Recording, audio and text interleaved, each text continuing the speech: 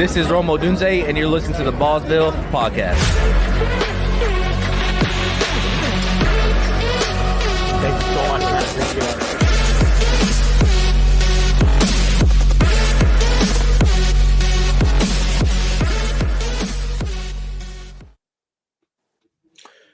Welcome in, Ballsville gamers, to another episode of the Ballsville podcast.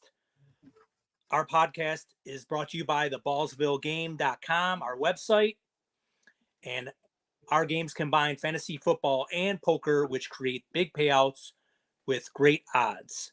Big payouts, great odds. Welcome in, guys, and welcome into an election Tuesday. I hope all of you have gone out and voted. I see Sean has voted. I am wearing my Patriot red today. So just get out there and vote. It's your constitutional right to vote. Go out there and vote. That's your right to do so. So please go out and make a difference. This is not a political podcast. It is a fantasy football podcast. So we're going to get right into it. But before I get into it, as you can see, you know what that was for, right, Scott? Yes, I know what that is for. So we are going to get into it. My co-host, he is Bill's Mafia. He is Sklem. What is up, Sean? He has been working very hard on the podcast circuit, doing the Ballsathon, doing the guillotine pod on Monday, and he's just been going crazy. What is up, Sean? Just chilling, my friend. How you doing? Always glad to be here on a good Tuesday with my friend Scott. All right. So we're a little light today. Sarah's out, Ken's out, Connor's out. They're probably voting. So, but you guys got us. Us in here. Sean already voted. I voted early, so we're good to go. We're gonna run through some all our good information today, like we do on Tuesdays, and we are gonna start off with some NFL trades. And the first one we have that I'm looking at right now is now that Zach Moss is officially done for the season, I just hit my prop bet minus 6.5 touchdowns for the year. Easy money. So he's out, and the Bengals acquired Khalil Herbert. Khalil Herbert. I couldn't get that out. Khalil Herbert. So going forward, Sean, I still think Chase Brown's the number one, don't you think? Oh, 100%. Absolutely. Khalil Herbert will probably be like that guy who will take some of those goal line carries and some of those like spell carries, like maybe Ray Davis to Chase Brown's James Cook, right? Got you. Yeah, I kind of feel the same way. Chase Brown's looked really, really good. So there's a chance Herbert could get some early down work. It might take a little bit for him to ramp up. We'll see what happens, but if he's out there on waivers, I would definitely pick him up. So he's definitely going to be involved. Yeah, absolutely. What's up, Jimbo? Jimbo is sniping the pod.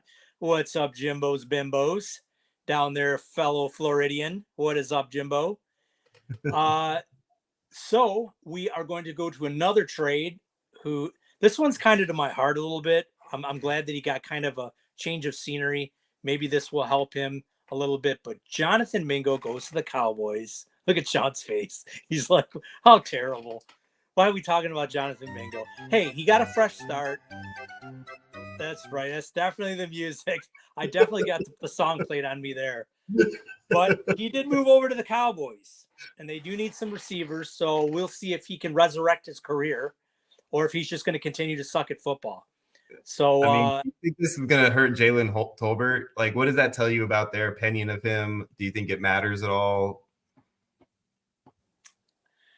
It's only it's still a 4th round pick. It's not like that was something that surprised me, by the way. It is a 4th round pick. Quite a decent amount for what I considered his value to be. I figured like a 6th and like him in a 7th for the following year or something. The only thing I can think of. Yeah, the only thing I can think of is maybe Brandon Cooks is just done. Could be. And they just brought in depth, and we'll see what happens moving forward. But he is still a young receiver, and we'll see what happens in a little bit better of an offense because that Carolina Without Dak, though, is anybody in that offense going to be the same now? You know what? We'll get into that later, but I don't think it's going to be, to be honest with you, I don't think it's a huge step down having Cooper Rush in. I really don't. I don't think mean, it's that hard to argue that point the way Dak's been playing. He hasn't been playing good, and even when Rush has been in there, he's been all right. So, I mean, Jimbo just got home from work, trying to listen, getting grilling for dinner, and sipping on a beer. All right, Jimbo, that sounds good. Sounds so like that's much needed relaxation. Yes, much needed relaxation. I know Jimbo's been going crazy learning how to build a house on Right. YouTube.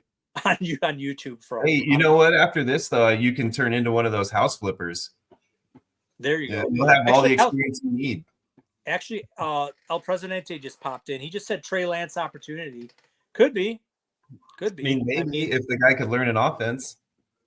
Yeah, he's got to start picking up the offense here. This is it's only his middle of his second year with that offense. You figure by now he'd have something figured out. Yeah, it might. This is an opportunity for him, especially if they start losing games and they get mathematically eliminated. You might as well just put Cooper Rush down and sit him down and put Trey Lance in. So how many teams have fallen to the Josh Allen effect since the 2018 draft? Like Josh Allen is basically like giving all of these guys that come out with, accuracy problems, but just raw talent and all that. Like people think that they're going to hit with like Josh Allen every single time now. So guys like A. Rich, Trey Lance, like these guys were top 5 picks. There's no way that would have happened prior to the 2018 draft. Yeah, but Josh Allen is a big burly man and he's just one of a kind. So when you get big burly guys like that, wasn't considered like that coming out. He really wasn't. Everybody said he was a big burly dude, but they didn't think he was going to become like a superstar unless he really learned how to like hone in his accuracy and get better about like playing what I call sugar high Josh, which that's been pretty much something he's gotten away from over the last like 3 years. But his rookie season, even people were still like doubting his potential, top ceiling. They're just being better at accuracy, blah blah blah. People aren't breaking him down correctly. He's a very smart player. If you got a guy who's smart, has all the tools, you can develop some inaccuracies. You can develop arm angles. What do you think makes him different than A. Rich or Trey Lance at this point? What makes him different? Yeah, what was it about him that developed into the player that he is versus those guys who had similar talent that are struggling to ever get beyond this point? His brain, he's smart. He's smart quarterback. You can't be a dummy playing the quarterback position. I mean, there's so much to know, and you have to study and really know the playbook. And that's what starting to worry me about Kyler Murray is, I don't know if that guy's going to get there. I don't know if I have another theory about that, by the way. No, we'll get into that when we get into the quarterbacks. Okay, go ahead. Yeah, we'll get there. I'm sorry, I don't want to cut us off. No. I definitely want to talk a little bit about Kyler Murray today too. So we'll get into that. And then the last trade that I saw on tap here was, it's Mike Williams going to the Steelers. I almost think it's kind of like a lateral move because they already got a guy that's big, tall, red zone, contested catch, and they go and get another guy who does the same thing. I would have liked them to go out and get like somebody that can run routes underneath, that kind of thing. What do you think? What do you think, Sean? Yeah, I mean, they had one and they had Deontay Johnson. How they just kept him there. I mean, could you imagine him being in that offense at this point and, all the way through and being as like ready and to roll? He'd be a super stud in that offense right now. So, I definitely think that they missed the boat. They should have went for a different style of player, but maybe they want to open up the field for Najee by having those 2 field stretchers on either side of the field. Or, maybe Freiermuth also across the middle will get more love now. But I mean, I don't know why Mike would take that deal other than just wanting to get away from the tire fire that is the Jets. But it doesn't feel like there's a whole lot of room for him. It's almost like, why would you throw up a pass like that to him when you have Pickens that you could have easily thrown that to, who gives you a higher percentage of bringing it down, right? Yeah, I just think it was kind of a lateral move. And then I want to get into one more. I know it was kind of a little late, but and I got a question to throw at you, Sean. So DeAndre Hopkins, he broke out obviously yesterday. Very nice game. That kind of elevated Patrick Mahomes a little bit. And I was asked before the game yesterday, for a contending team in Dynasty, would you give up a late second for DeAndre Hopkins? For a contending team, absolutely. Yeah, absolutely. Absolutely, I would. Yeah, I mean they're obviously going to try to make him a part of that offense. So, and Worthy really hasn't stepped up at all. Other than that opening week like 2-play fluke game, which somebody called that a fluke game, by the way. I can't remember exactly who it was, but somebody mentioned that was probably going to be more of a fluke than it was a consistent thing with him. But that's basically what's turned out to be the case, is he hasn't had very much production at all beyond just a couple of plays here and there every like fourth game or something. So it's gotten to a point with him where, he's almost a non-factor, and they needed somebody to take on at least a percentage of what they used to get from guys like Rice and, Juju for a little bit there. So I don't know, why, Hopkins wouldn't have been targeted and why they wouldn't continue to target him, because they don't really have much else there that draws attention. Yeah, I was kind of on the fence. I wasn't sure. Obviously, I gave my answer. I wasn't crazy about it before he went crazy yesterday. He is 32 going on 33. It's like a rental. I mean, I guess if you're a contending team and you're making a push, like I would absolutely do that right now. Like I've got a few leagues that I've put out there that I'm looking for a similar type of offer. If you throw me that deal, I'll take it. Yeah. Well, it definitely looks a lot better now. It looks like he's going to be in that Rashid Rice role. And actually having to show you how important it is to have an elite receiver in the offense, is it opens everything up. I mean, Kareem Hunt ran well. Travis Kelce had 100 yards. Worthy's still not getting going, but I don't really think he knows the full route tree yet. He's just a go guy. And who are you higher on right now, Cooper or Hopkins? They're both almost the exact same kind of situation and age and everything. There's really not a whole lot of difference between them in those aspects. Who would you rather have right now if you could trade away the same pick for either of those players on the same guy, and he's offering you both of them for one pick, whichever one you want? Who are you going with? I'm probably just going to go with, I know it's only a 1-game sample, but I'm probably just going to go with D-Hop, just because Mahomes looked better. Kelce. Jim agrees with you too. Pardon me? Jim agrees with you too. Yeah, I mean, it just seems like they're putting him in that Rashid Rice role, and we all saw how that role ended up happening. I'm not saying Cooper is not going to be good for that offense, and I want to talk about the Bills later too. I want to talk about a little bit about Dalton Kincaid too, but Cooper he's a guy. He's either you have that one game where he goes off, and then you have another game where he totally disappears. And I think Hopkins in this offense, I don't think you're going to see those games where he disappears. So yeah. I think I would just take Hopkins the rest of the year. And the reason that I agree with you on that one, which I'm sure is shocking to a lot of you guys, considering I have that giant Bills logo behind me. But I would also do that, and it's not because I'm taking Hopkins over Cooper, anything like that. It's because I'm taking Andy Reid over Joe Brady. That's exactly because I think that Andy Reid is going to scheme Hopkins into the game plan a lot more and make sure that it's going to happen. Whereas I think Joe Brady is not focused on any one player in his offense ever. And he's like very much about trying to keep Josh from thinking he needs to funnel the ball to anybody. So that I think is going to be a reason why that it's going to be a different scenario where Hopkins is actually going to get a consistent target share, where Hopkins or Cooper will have those games that he's not targeted like he did, the other day, because he's just not fitting the game plan and the way that things are working. Got you. So, okay, so we're gonna move on. We'll get into some injury news. So Lamar Jackson, he didn't practice on Tuesday. They play Thursday, and he's gonna play. unless he has a major setback.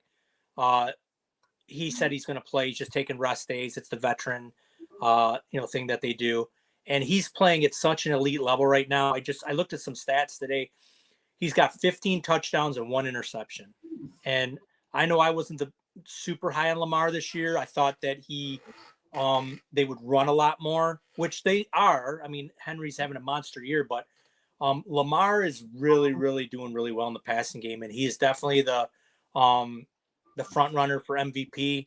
And I think they're the best team in the AFC. I think if they played right now, even if they went to Kansas City, I think the Ravens would beat them. What do you think, Sean? I think so too. I agree right now. I mean the Kansas City barely made it past Tampa Bay, who got their ass beat by Atlanta, right? So I mean it's kind of one of those scenarios. Unless I'm backwards on that, if they beat Atlanta's ass, I'm feeling like I might be wrong on that. But whichever the case may be, Tampa's not the team that should have gone to overtime against, right? Like they should have been able to finish off Tampa Bay without having to go that far with it, and they've been that way all season so far. Like Mahomes is Mahomes. He's gonna do what he does, even on a hurt ankle, he's gonna pitch that ball for a touchdown and do all these crazy Mahomesy things to make sure that you're able to pull it out in the end. And the defense has been playing so well that they've been able to keep them right there with all these teams. But a team like the Ravens, a team like the Bills, the way they're playing right now, there's those teams. I just don't think that Kansas City can stay the pace with those offenses right now. Baker, when he had Evans and Godwin, I think that Tampa wins this game if Evans and Godwin were healthy. So, well, I mean, not to cut you off, but I mean, they should have won that game. Todd Bowles is an idiot. I don't know what you're doing. How do you not go for 2, by the way? Yeah, you're sitting there 4-4. You're in Kansas City. What are you going to give Mahomes the ball back in overtime or whatever? Go for the 2. Who cares if you lose? Give your team a chance to win, and then you lose the coin toss. They march right down the field, embarrass your defense, and punch it in. So, I mean, that's just Todd Bowles. I'm not the biggest. And I was pissed off because I've seen the same damn thing happen to me. That was exactly what happened to Buffalo in the playoffs against them. So it's like that is the scenario that you don't want to happen. And I was telling my girl I was watching the game with, I was like, why is he not going for 2 right now? This is ridiculous. You have all the momentum for it. Yeah, you have all the momentum. You go down there, put a great drive together, score, get your ass right back out there and try to punch it in for 2. No one's gonna rip you for not making it. They're gonna rip you like I'm ripping you now that you played soft. Yeah, you played like there's a word that we would like to use right now, but it's a all ages show, so we don't want to say it. But you played like that kind of thing right now. So that's not how you should be coaching a 4-4 team that's trying to push for a division that's still wide open, and you're playing against an undefeated team. And Patrick Mahomes, who's the generationally best quarterback in football right now, like you can't do that. That's just bad coaching. Like that's when somebody needs to walk over to Todd Bowles and like give him one of these on the back of the head and say, "What the heck is wrong with you, man? Get your guys out there and go for 2 right now." Yeah, and that's a real easy way to lose the locker room. You got players that, played a great game because the Bucs played a great game. They're shorthanded. They're in enemy territory, and they play a great game. Tie the game. They're all pumped up. They got the momentum, and then you say, kick the extra point. I mean, that's how you lose the locker room going forward. Now you're 4-5. Now the team's pissed. A long play ride home, and that's how you can lose the locker room with stupid decisions like that.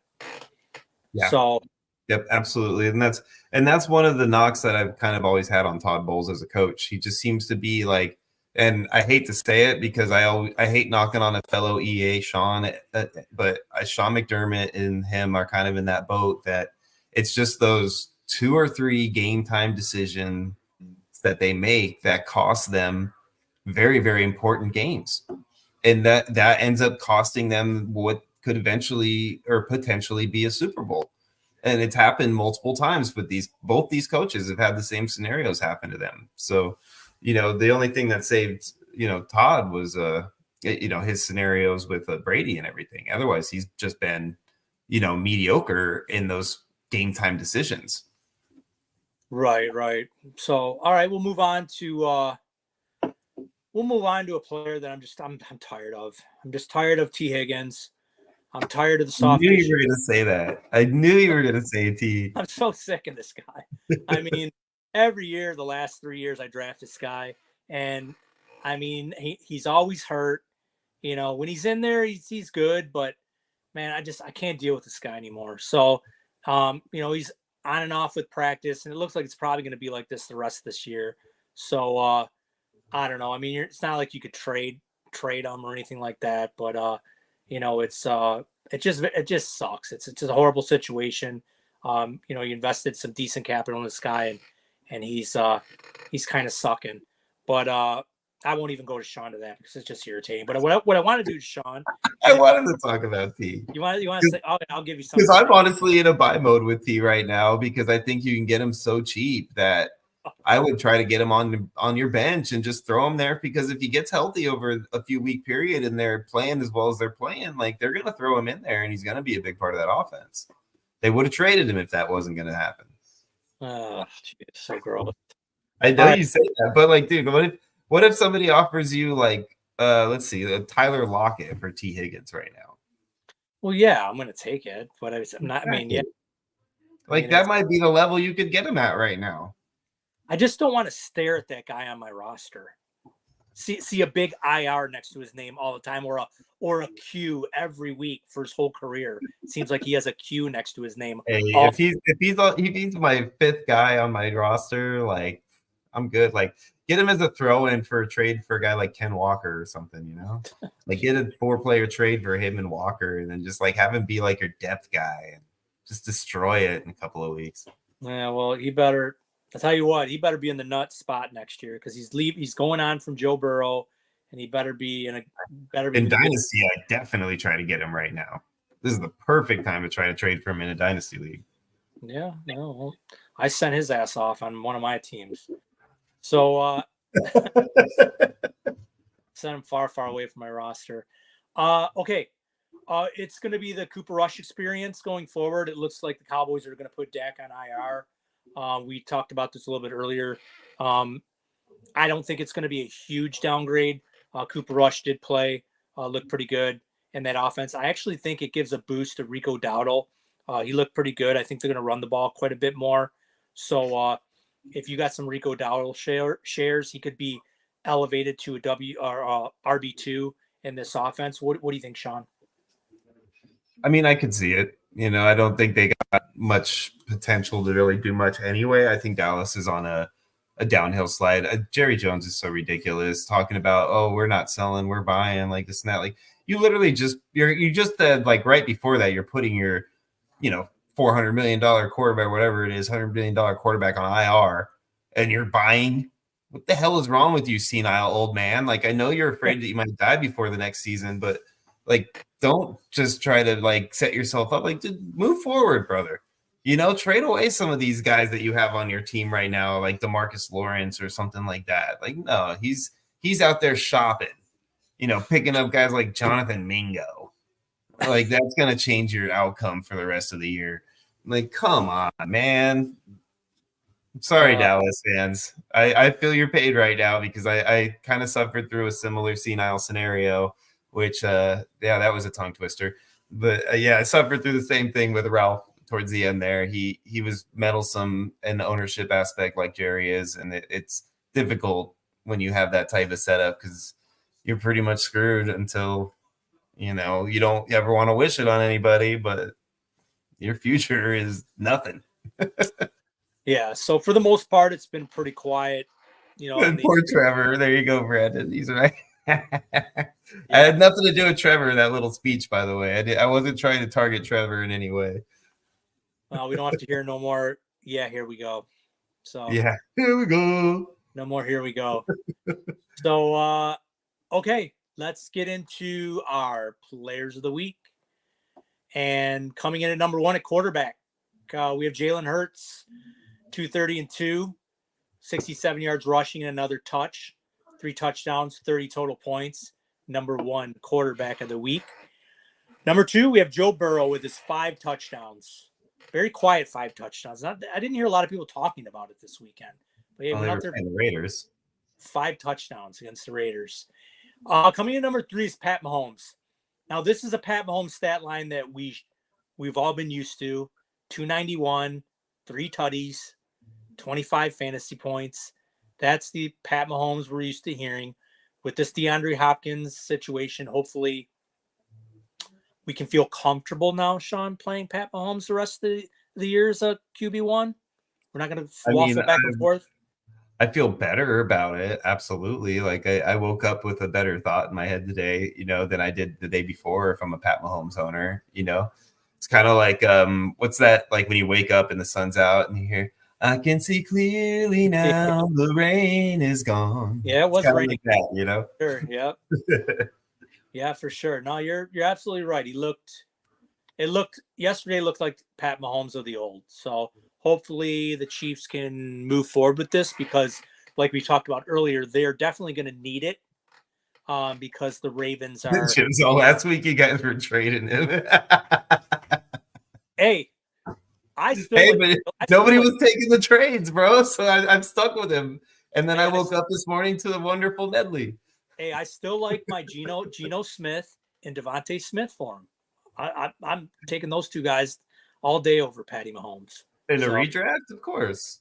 Yeah. No, I'm not talking dynasty. Yeah, redraft. Yeah, I did not, sign off on trading him in dynasty. That was other people, not me. Redraft, yes.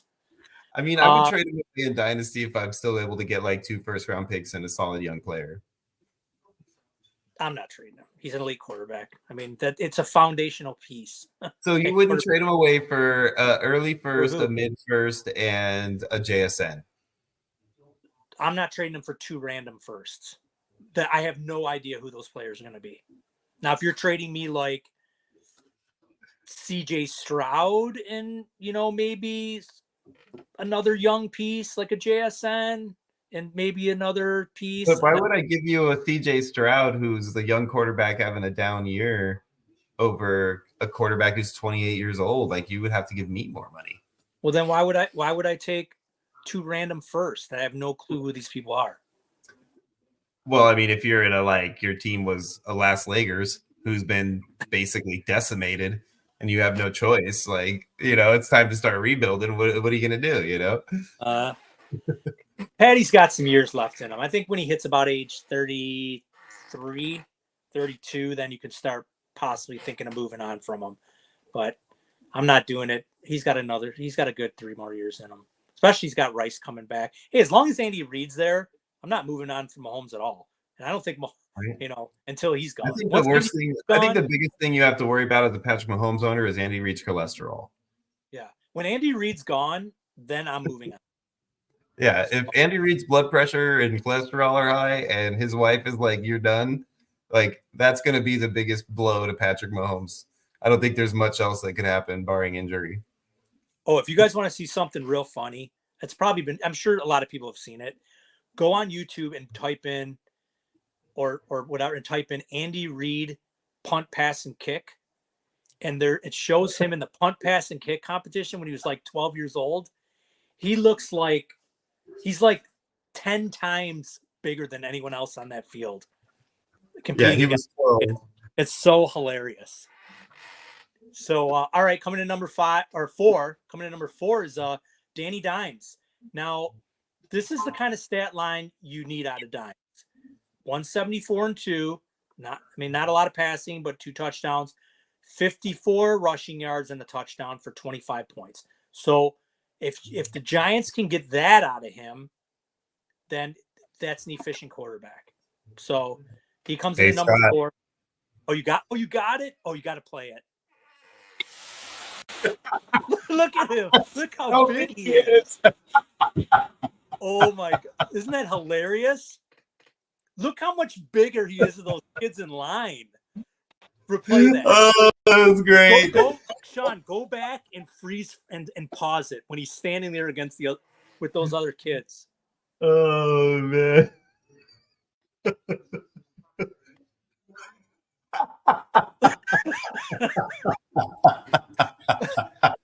Hit play, and then you got to pause it again when they show the line of kids. Oh man. Right there. Look at his, like, from his waist down compared to the kid behind him. Can you imagine being that kid standing behind him like, I gotta throw after this guy? I know. Isn't that freaking crazy? Oh my God. That's probably the greatest video I've ever seen. That's unbelievable. That's so funny. It really is, man. Especially because he is so much bigger. Like it looks like there's no way that's a 13-year-old kid. No. Like, so if you guys are listening on vocals only, you got to type that in. Andy Reid punt, pass, and kick. I guarantee you'll laugh. There's no way you won't crack a smile.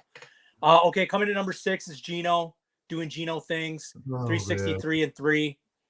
He did have 3 picks, but he made up for it with the massive yardage. JA17 comes in at 7. Old Creaky, rickety Aaron Rodgers comes in at 8. Jaden Daniels, Rookie of the Year candidate, comes in at 9. Trevor Lawrence is playing a lot better lately. He comes in at number 10. Not a lot of yards, but 2 touchdowns and another 2 on the ground. So we had 4 total touchdowns. Justin Herbert's playing a little bit better, 282 and 2. Sam Darnold comes in at 12. So those are your top 12. Some guys that are out, still on the outside looking in, is CJ not shredding defenses, but we all know that's because of the receiving core. And then Jordan Love, man, he just did not look healthy, still doesn't look healthy outside of the top 12. So that is our quarterbacks. Anything else before we move on, Sean? I'm just curious on what your opinion is on Jordan Love moving forward this year. Do you think that they're gonna sit him a game? Do you think they're gonna play him through it? If he does, do you think he's gonna be the Jordan Love you anticipated? I think they're gonna move forward because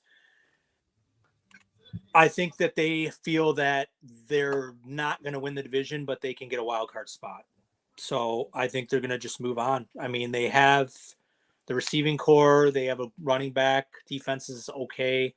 I mean, if they you're just gonna have him limping around on the field and playing like a real limited game. Just paid this guy a shitload of money. I mean, unless he's, unless he's making like terrible mistakes like he did over the weekend, throwing that pick 6. If he continues to do that, maybe they will move on to Malik Willis. But you paid this guy all this money, and unless he goes out there and just continues to make bad decisions and play hurt, they're going to run him out there until they have to move on from him.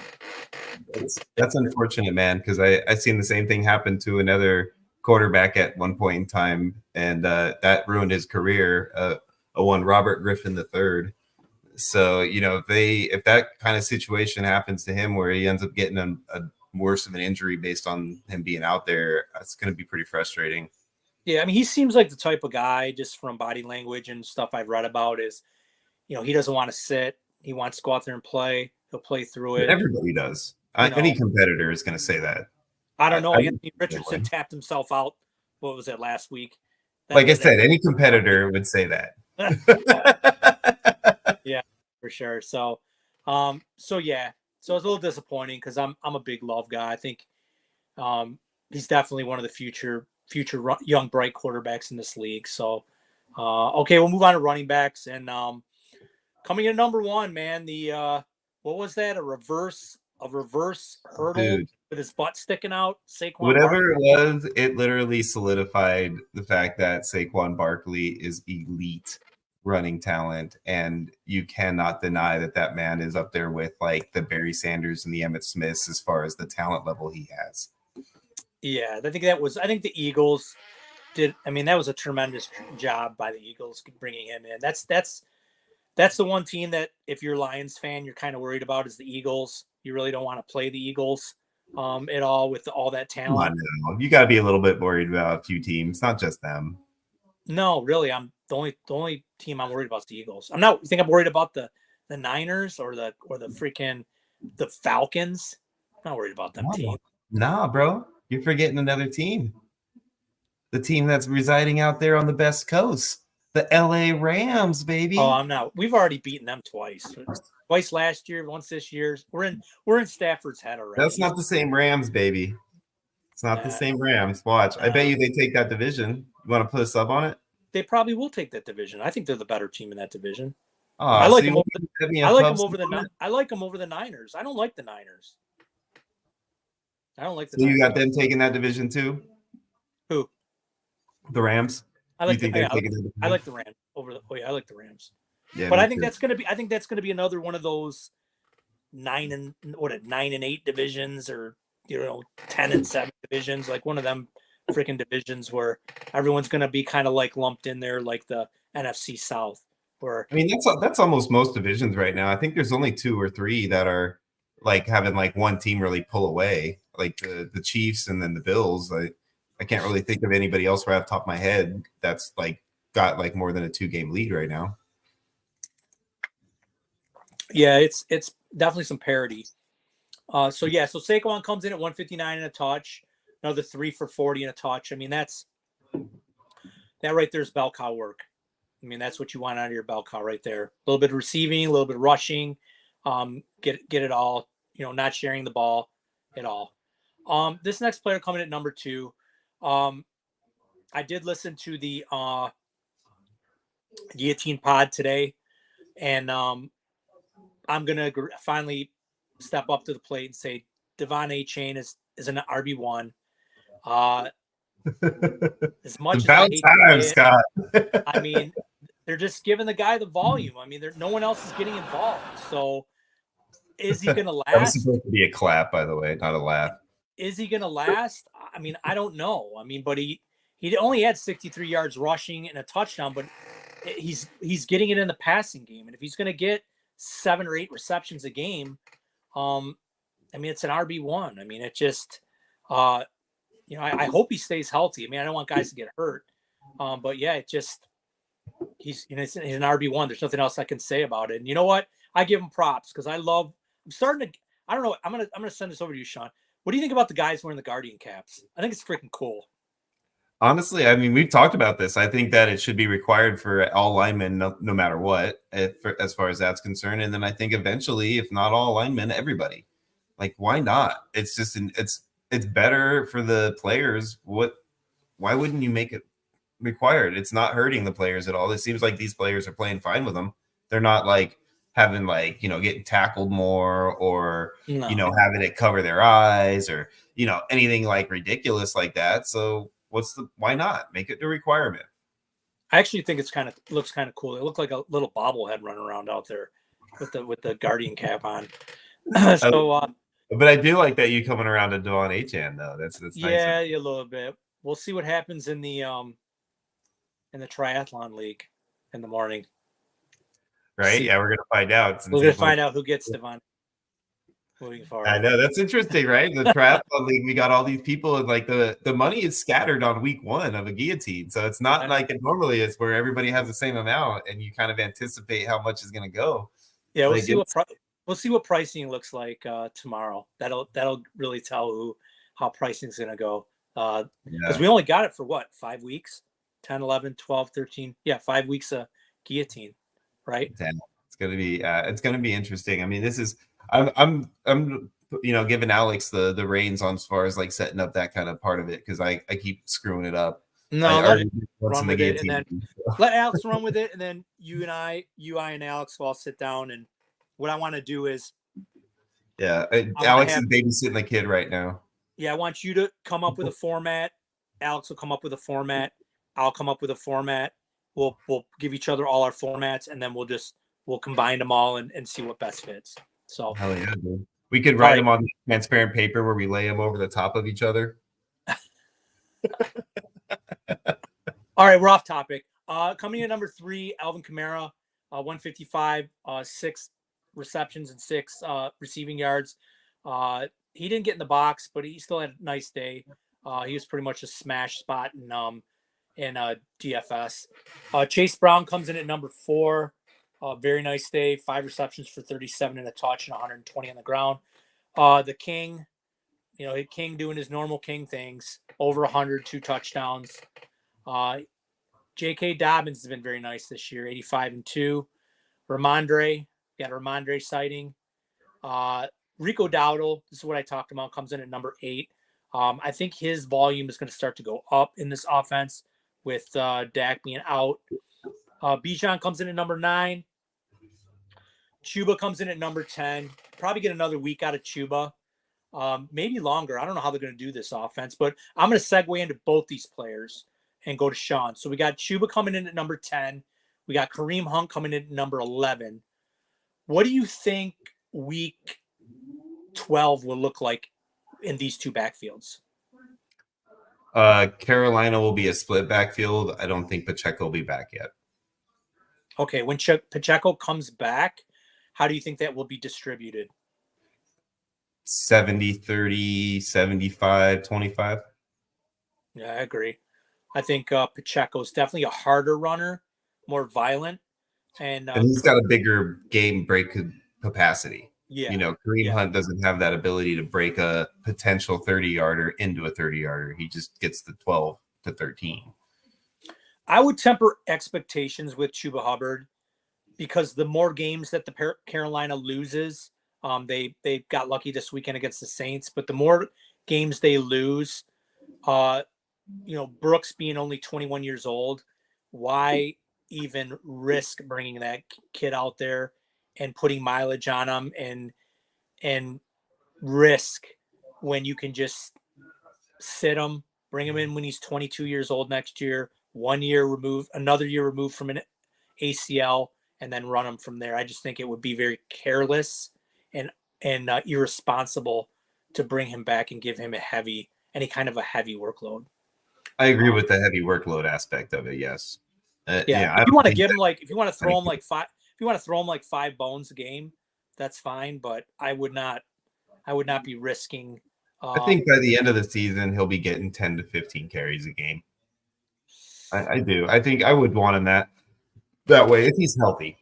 If he's showing any kind of signs of not being healthy, definitely not. But if he's healthy, and I want to make sure he's getting enough game experience so that we can coach him up throughout this off season on a lot of things that potentially, you might not know right now could need to be coached up, but you just got to see him in action to know. So I would want to get enough visual of that as a coach to know what I want to do with him throughout the off season. So I think by, I'm not saying right away, give him 10 to 15 carries to start, but the last 3 weeks of the season, I think he could be in that 10 to 15 carry range. Not for fantasy purposes, but just for real life purposes. Right. And then coming in at number 12, we had Tony Pollard, and this was so aggravating because all week he did not practice. Nobody thought he was going to play. Everyone ran out and picked up what Josh always called Joey Chestnut. That's what I always say too. I say Joey Chestnut every time. So he picked. I just stopped trying not to say it because it just keeps happening. So everybody goes out and picks up the hot dog eating contest guy, and what does he do? He goes out there and gets 28 carries. So I don't know. All you can do is throw your hands up in the air. I played him, so I'm okay with it. I didn't have any shares of him, but I did pick up the hot dog guy in a few leagues, and threw him in when I was in a flex where I was dying, and he basically got me 2 points. So that did not work out correctly. So that's your running backs for the week 12. Some guys that were outside. We have Jameer and Montgomery outside the top 12. Kenneth Walker was outside the top 12. And then James Conner was outside the top 12. Looks like he started splitting a little bit of time with DiMaccardo. You know what happened with James Conner? I'll tell you exactly, because I was watching that because he's on my big league, and I was really frustrated by it. First, he got fucking upended right at the half-yard line, and then had a slight scare, so they pulled him out, and then Benson comes running in there and runs it in for the 1-yard touchdown, and then DeMarcado is in for like the 2-minute drill because he's in there for that spelling right before the halftime, and he breaks a long ass fucking run for a touchdown that James Cook probably would have done the same damn thing with. And so like James Cook was literally just like a victim of circumstance this weekend. I wouldn't consider it any kind of a sign of anything moving forward. They were still touting the ball with him. I mean, he had almost 80 something yards or 90 something yards by halftime. So like he was still getting the rock quite a bit.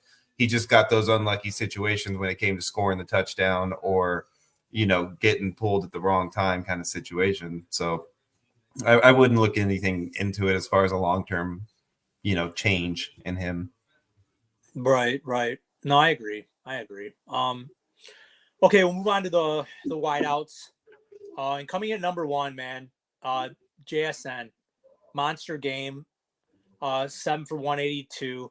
It looks like the Seahawks are going to be in good hands going into next year when they finally move on to Tyler Lockett.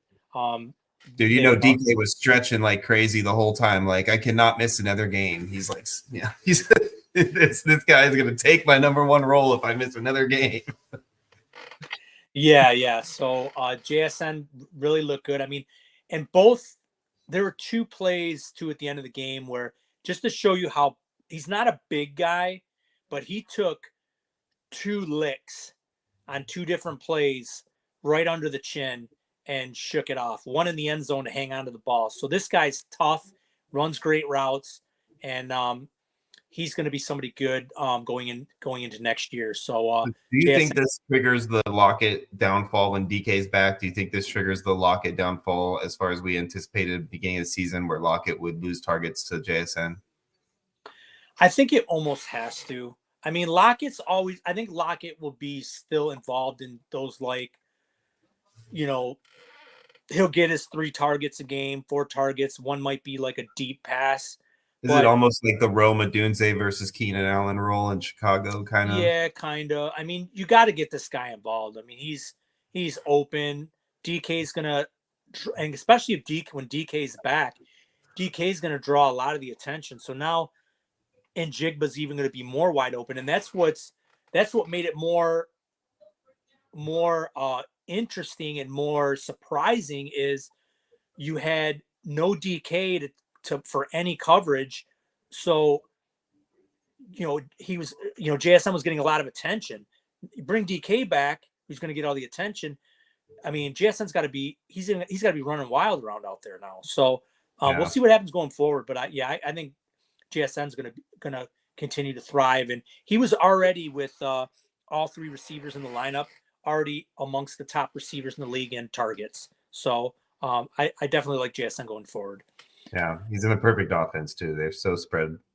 Oh yeah, they spread everything out. That's a great offense. So Garrett Wilson comes in at number 2, 9 for 90. We already talked about his OBJ. Yeah. Zay Flowers, man, comes in at number 3, 2 tutties, 5 for 127. We talked about D-Hop at number 4 with his 2. And then Demarcus Robinson, I think, Sean, isn't this a product of just Puka being out? 6 for 94 and 2.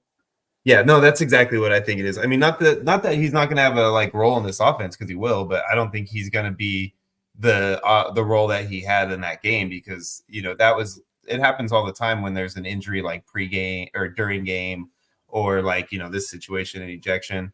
There's another player that okay, man, you need to assume this role for this game because this was our game plan and we need you in this position. He was the person that stepped into that role. So I think Puka would have got that touchdown. I think Puka would have got a lot of those passes. I don't think he's going to be eliminated, but I don't think he's going to be a guy that you're consistently starting with any kind of confidence. No, I noticed too that lately the Rams aren't really throwing to the tight end too much anymore like they did last year with Higbee. So I still think Demarcus Robinson is going to be involved. Obviously not as heavy, but he's a guy that you have to roster because, it's already shown that we got Puka with a bad knee. Cooper Kupp is aged.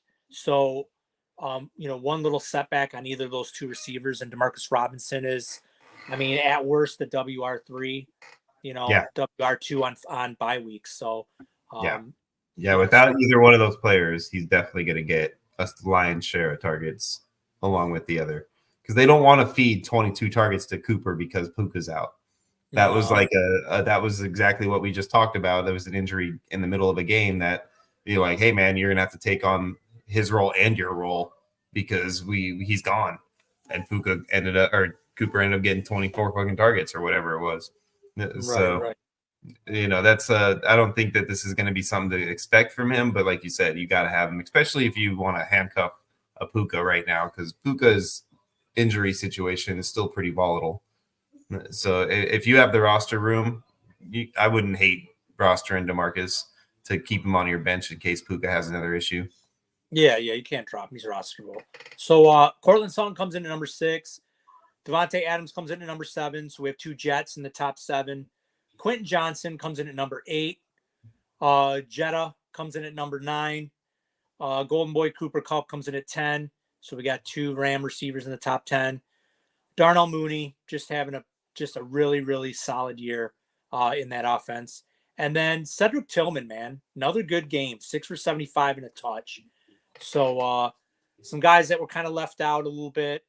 Jaden Reed was out. Thought he would have a better game against that Lions secondary. CeeDee Lamb outside the top 12 again. CeeDee's scary too now without Dak. Yeah, and then Malik Neighbors. I mean, he had 9 receptions, 50, but he's not getting the yardage, not getting in the end zone. The Giants just can't score touchdowns, so it's just a very, very low touchdown offense. Anything else before we move on to the tight ends, Sean? No, I think the Jaden Reed scenario is kind of annoying at this point. Like he's kind of been so boomer bust this year that it's like I actually traded him away in a league because of that. I was just so like annoyed by how much like I can't trust him to consistently score that I ended up moving him. Thankfully, I was able to get Tyreek Hill in exchange for him, which I was kind of surprised at, but it worked out. But I definitely, look at this. Jim's got a question about Lamb. I'm with you on the potentially trading Lamb if you're in a redraft situation. I would look at it. I just worry that people are going to think the same thing we're thinking, that, he's not going to be the same player without Dak and your value isn't going to be there. So it might not be this week that you trade him. You might sit with him this week, play him, and just like hope that he comes out, because Cooper Rush has proven he can get the ball out sometimes and make some plays. Hope that he comes out and has a solid week and then make a move with him if you're really worried about him still. But I don't think you're going to get the value for him this week. I just don't. So I'm going to go on the other side of the fence there. I think this is a great opportunity to buy Lamb. Well, buy him, yes. But if you can buy him for the right price, absolutely. Yeah, buy him, because I want people to freak out, and people that, maybe haven't seen Cooper Rush play before. He can play quarterback. He can get the ball through the progressions, get him to the right people. So I'm going to go and look for the guy who has CeeDee Lamb and say, hey, man, you just lost Dak for maybe the year. Send him JSN? Pardon me? You send him JSN? I don't know if I send him JSN. All right. Huh? It's a tough one. Yeah, last week you'd have said absolutely. Would you send? You know what? I would send Devontae Adams. Okay. What about Drake London? I'd send Drake London. Drake London too, but he's hurt. So I mean, is he actually? I thought he was going to be okay for this week. It was just out for the game. I think you can get Devontae Adams. I think you can get that. If you sent Devontae Adams, I think that could get that done. I think that's not a bad move at all, because I don't really have a lot of faith in Devontae Adams either for the rest of the year. I think I consider this to be more of a fool's gold game than I do, proof of what's going to happen moving forward. Pickens. I mean, if you could trade Pickens for Lamb, I would do it all day. But yeah, I don't think that's going to happen. It might. I mean, somebody might. Although the Mike Williams news might scare him off a little bit. Yeah, I would. Yeah, because the Jets' offense are disgusting. So, yeah. I would definitely try to do that. But yeah, if you could acquire Lamb, that would be great. All right, we'll Maybe move on to the throw tight in a end. little small piece too, like throw him in like a Khalil Herbert or something. Right. Okay, tight ends. This guy was the smash spot this weekend for DFS. He was in all my cash lineups in tight end. He was cheap as hell, and he is the Mike Gritty Gesicki. 5 catches for 100 yards and 2 tutties. So Was that actually a gritty though? I mean, because like we talked about that on the episode when we were watching it live. Like that was not a gritty. Like I'm not sure what that is. Not sure what that is, but watching a white guy do the gritty, especially like a big, tall, lanky, kind of slightly uncoordinated for dancing, obviously white guy. Like that guy should be line dancing, not grittying. Like it's funny though. It's funny. I give it to him. I give it to him. And the thing was, he went over and got Jamar Chase and tried to get Jamar Chase to do it with him. Jamar Chase was just laughing his ass off. So it was pretty funny. But I was wondering what the connection was with JJ that he would try to do the gritty. I thought there might be something there, but I'm like, I don't believe they ever played with each other. No, it's a LSU thing. They used to do the gritty at LSU, and that's okay. Chase played. That's where the gritty started, was in LSU. Okay, I got you now. Okay, that makes so much more sense now. I was literally like wondering, what is he doing this for? There's got to be a reason. No, it's because he has Chase on his team and all that shit. So I don't think Gesicki went to LSU. I don't think he did, but anyways, Kelsey comes in at number 2, 14 receptions, 100. That's the Kelsey we expect. Even though I've noticed that, and I don't know if you've noticed it, Sean, but it's almost sometimes seems like catch and drop now, Kelsey. It's the point now where he's not moving as much. It's the Swift effect, bro. I mean, he's traveling the world. He's a superstar now. He's got his own podcast. Like, you know what I'm saying? Like, I think he filmed a movie in the off season. Like, this dude is not out there focusing on football the way that he did prior to all this fame. So I think it's the swan song, and he's playing that way. I honestly do think this is his last season. I think he's retiring after this year, and he's out there just trying to enjoy the moment and playing not with the same 100% intensity that he's played with his whole career. Well, I know his brother had some pretty big intensity this weekend. He's rolling with the phone, and he ripped. Hey, I'd have done the same damn thing though. I'd have done the same damn thing, bro. I'm a big brother too, man. Like you could poke at me all you want, man. Like talk all the crap you want about me. You start bringing in my brother and stuff. Like my attitude might change a bit. Come on, man. You got to have bigger stones than that, man. You got to brush it off a little bit, man. You're a public figure. You're a public figure. You can't grab stuff and smash people's stuff. You know what I would have done? I'd have smashed his phone and I'd have pulled out $1,000 and I'd have handed it to him and said, "Go buy yourself a new phone, asshole." There you go. And I'd have walked away. Like that's it. Cade Otton comes in at number 3. I mean, we talked about this last week. Cade Otton's a number 1 tight end going forward.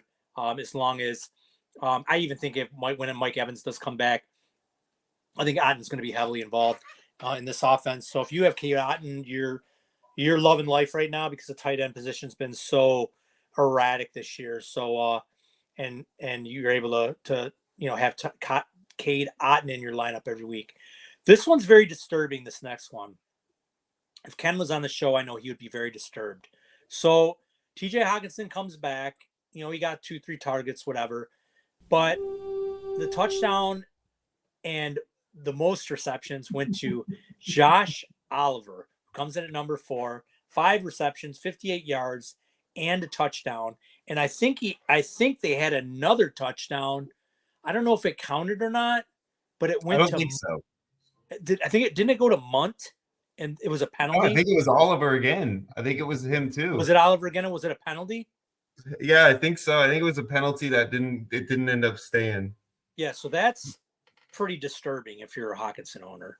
But that's only because Hawkinson is just like still getting his feet wet, man. He was on a pitch count. I would not be surprised at all if within a couple of weeks Hawkinson is not running every single route that he ran to make those plays. Okay, all right, we'll see. Actually, because we know that Scott is going to have to eat a pub sub in his golden locks with his beautiful horns.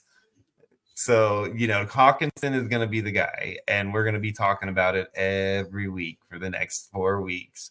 Exit 4 weeks, 6 weeks. For the next 6 weeks that we need Hawkinson to 8 weeks. 8 Yeah, weeks. but this was week 2, wasn't it? No, week 1.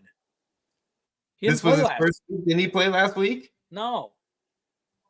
You sure? Yeah, I'm positive.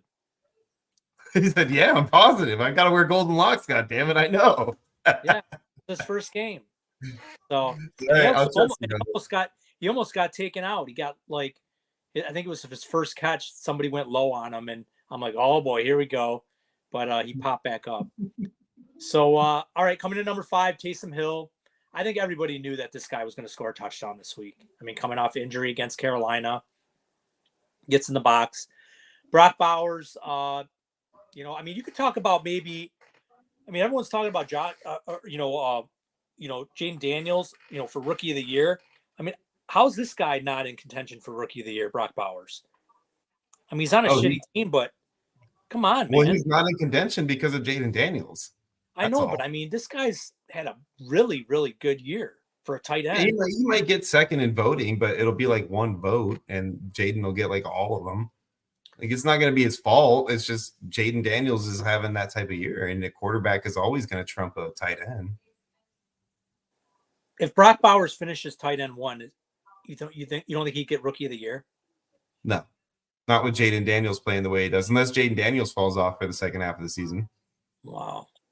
Like, look at the way Jaden's playing right now. I know. I'm not saying that Jaden doesn't deserve it. I'm just saying that, these maybe Bowers will get like offensive Rookie of the Year. Yeah. There you go. Offensive Rookie of the Year. That works. Because they usually don't give that to the same fucking player that gets MVP, right? Well, Rookie of the Year, I should say. So offensive Rookie of the Year goes to the next best offensive rookie, right? The Brockness Monster. All right. We will go to number 7, Jake Ferguson. I would expect I'd expect an uptick in Jake Ferguson also with this Cooper Rush news. For you, Jim. With this Cooper Rush news. So be prepared for that. Theo Johnson comes in at number 8, Trey McBride at 9. Jatavian Sanders comes in at 10. This guy's always been hovering around like the top 12 every week. He's always gets 3, 4, 5 receptions. He doesn't get in the box, but he's had quietly a pretty decent year for a rookie tight end. Hunter Henry at 11, and Evan Ingram comes in at number 12.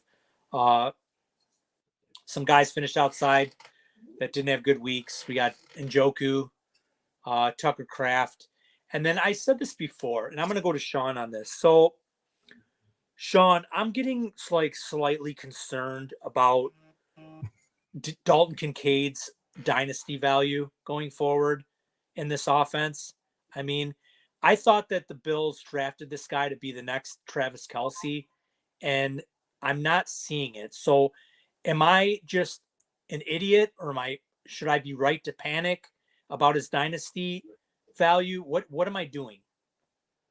I think if you own him and you're panicking, I'm going to be reaching out to you right now and say, hey, buddy, why don't you let me take that headache from you? Because I want that man on my team. So what tight ends are notorious for taking time to develop. He's still showing that he is very capable. And I mean, Travis Kelce wasn't considered Travis Kelce until year 3, 4, right? Like he came out, he was good. People he was talented. People expected good things, but he wasn't like a superstar. He got a game plan for a little bit in his early part of his career. This is the same scenario for Dalton Kincaid. He's going to do the same exact thing. He's going to come out, and learn the offense, learn the game, learn the NFL, and he's going to be just fine as we move forward. And I think Josh will continue to target him more and more as he gets more comfortable with the nuances of the game and the position. So he's doing a lot of this, tight end U stuff and all that kind of things, like learning in the offseason. I think that next season, if not by the end of this season, I think you're going to see a lot more growth out of him. And so I'm not throwing in the towel yet. I know I'm being a little bit of a truther, but I shouldn't say a truther, homer, but I'm definitely still not trading him away yet. I'm not giving up yet. Got you. All right. Before we get into our high stakes redraft leagues, I'm going to get into something real quick because we're at the halfway point of the season.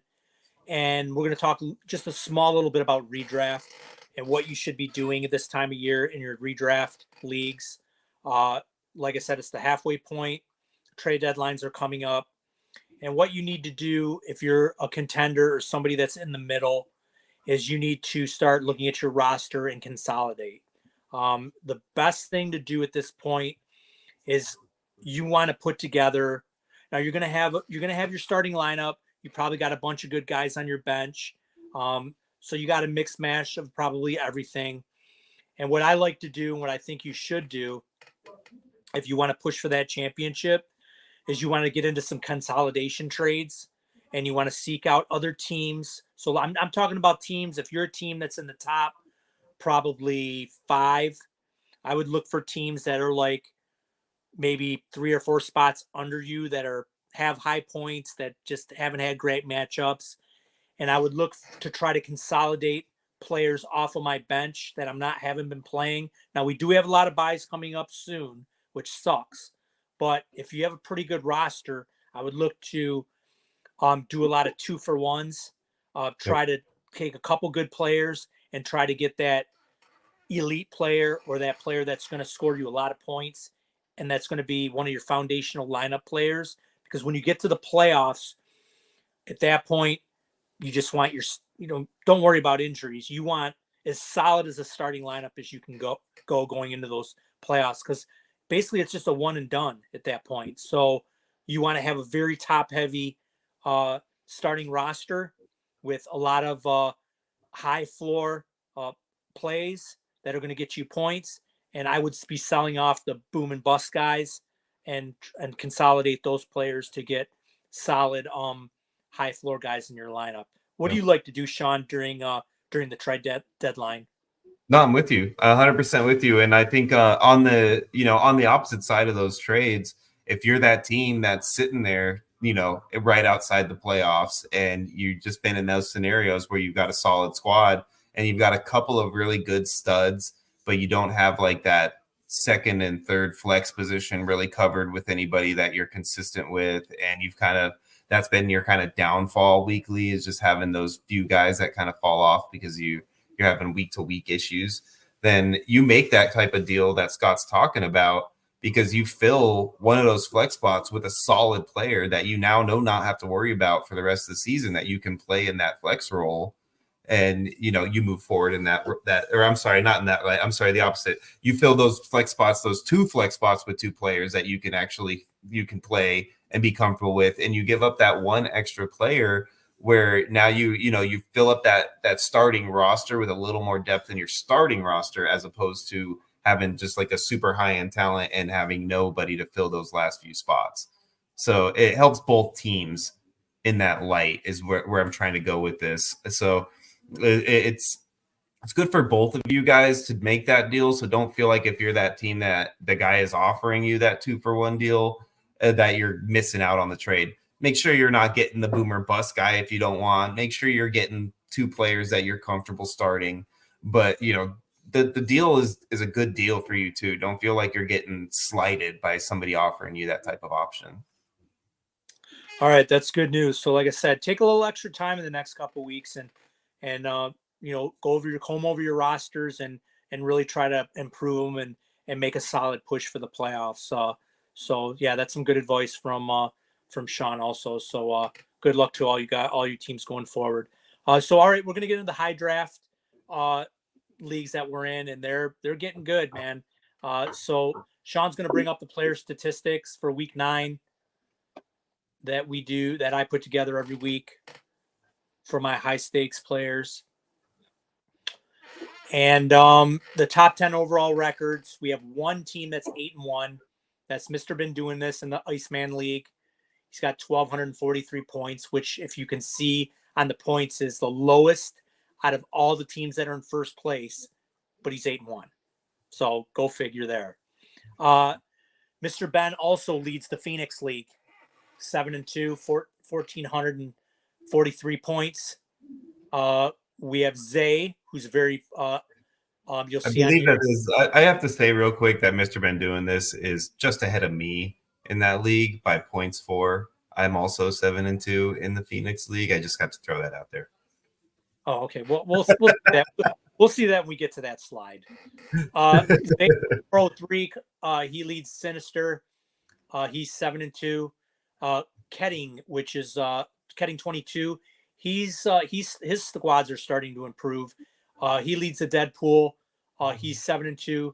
Our good man Love John leads Wolverine. He's 7-2. Zay also leads Beast and Gambit, both 7-2. So Zay leads 3 leagues. It's 7-2. I've been trying to get this guy on the pod. He's been really busy. It's unfortunate. I'd really like to talk to him maybe another time. We have a new guy up there, Dougie 1727 in Colossus. He's 7-2. And then our 2 6-3 teams. We have Grizz Tony, who leads both Magneto and Nightcrawler at 6-3. So that is our top 10 overall records for high stakes. If you move over to the blue square, we have our top 10 overall most points. And this guy's been at the top pretty much the whole year, Keith Richards. He doesn't lead the Gambit League, but he has 1,468 points. So he's been doing really well, scoring points all year. Mr. Ben, 1,443. Zay at 1,433. Ketting 22 at 1,425. Zay at 1,411. Love John at 1,407. Zay at 1,407 and 52. Grizz Tony at 1,392. Cash at 1,390. And Big Blue at 1,388. So as you can see, we are creeping into the 1,400s for scores at the week 9 mark. So that is our top overall points. And then what I like to do in the yellow box is these are the top 4 playoff positions. So every league, usually the top every league, the top 4 make the playoffs. So these are teams, or these are owners that are in the top 4, are in the most top 4s in their leagues that they're in. Mr. Ben doing this is in 5. Cash is in 5. Zay's in 4. And the Ketting 22 and Grizz Tony are both in 3. So that is our statistics for high stakes for week 9. We will move on to the leagues, and we will start with Wolverine. 1 second here. We got catch up on the computer. There we go. All right. So Wolverine, we have Love John at number 1 at 7-2. Like I said, Mr. Been doing this is 6-3. Garrett Cake JoJo at 6-3. Finch GDX is 4-5. So we have 3, 4, and 5 teams at 4, 5, and 6, which is hey, look, I'm one of them. Yeah, I didn't even realize I was that close to the playoffs with a losing record. You have a losing record, and you're 1 game out of the playoffs, Sean. So I'm actually only like 9 points out of the playoffs.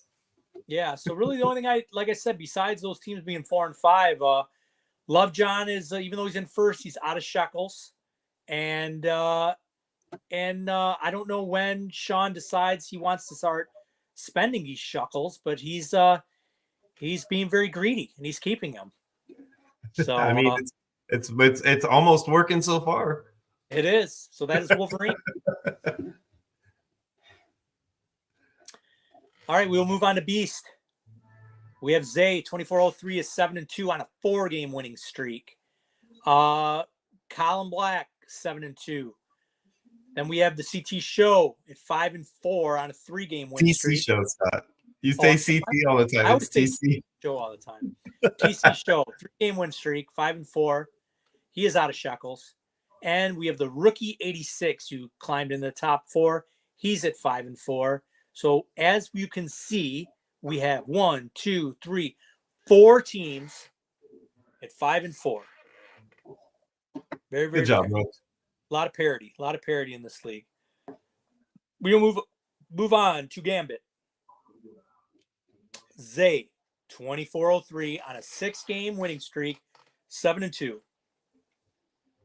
There's Keith Richards. He leads the leagues in points, 6-3. Thrill Kill 6-3, and there's our buddy Chiefs Life, also at 6-3.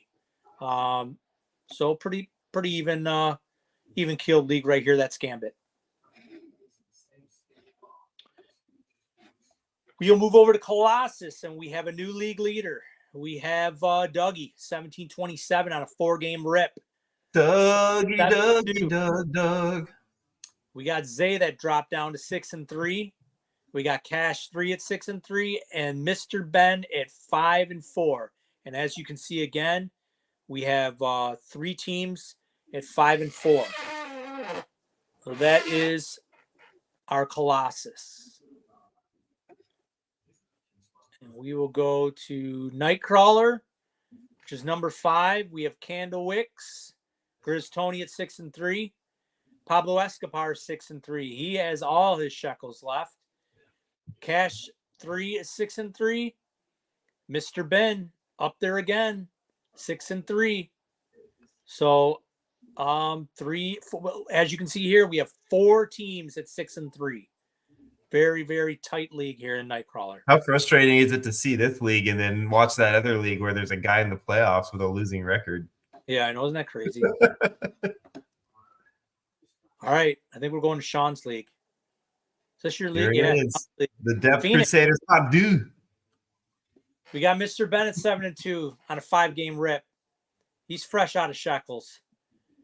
And we got my co-host, Sklem, sitting at 7-2 right on the Look, sale. I used $7. I used $7.